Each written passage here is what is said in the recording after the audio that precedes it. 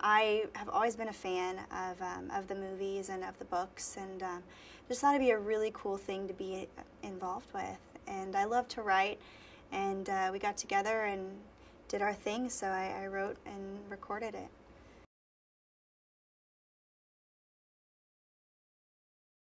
There's a lot of life issues that occur in a fantasy setting, so it's very entertaining, and it's really relatable at the same time. There's so much stuff going on, and things that are very fantasy-like and very imaginative, but you can also completely and totally relate them to your life and find characters that you relate to, and situations that you've been in or that you may encounter someday. So it's relatable, but it's very entertaining too, and it's very just creative. So it's cool to get lost in this other world and still be able to apply it to your life.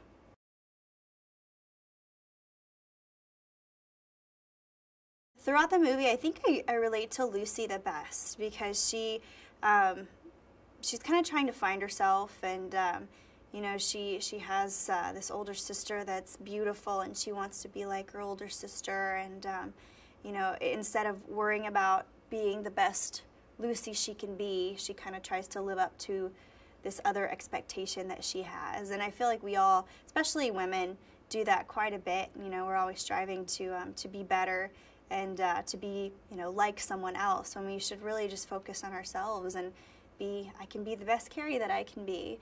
But there are definite situations throughout the movie, as far as being tempted, that I feel like everybody can relate to, and different characters kind of have their own moments of temptation that we would all agree, and power and beauty, and I think we can all relate to all of those.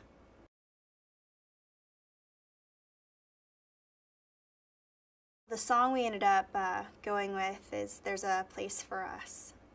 That's the name, and it's all about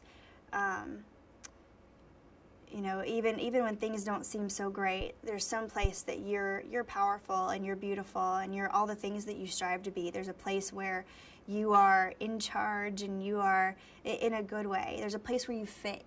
And throughout the movie, at the very beginning, Lucy and Edmund talk about how they don't, they're normal people here in the real world, but there's Narnia, where they're kings and they're queens, and they're fighting battles and they're doing things, but at the moment they're stuck in the real world and things aren't looking so great, and they're just kids. So they just think of this other place and reminisce and remember things about this other place that they've done, that they've been, grown-ups, that they've been amazing and powerful and awesome. So it's just kind of about finding that place where you fit in. And at the end of the movie, when Reepicheep goes to his, to Aslan's country and kind of leaves everybody else behind, that's where his heart is, that's where he fits. So there's a lot of different characters that it applies to throughout the course of the movie.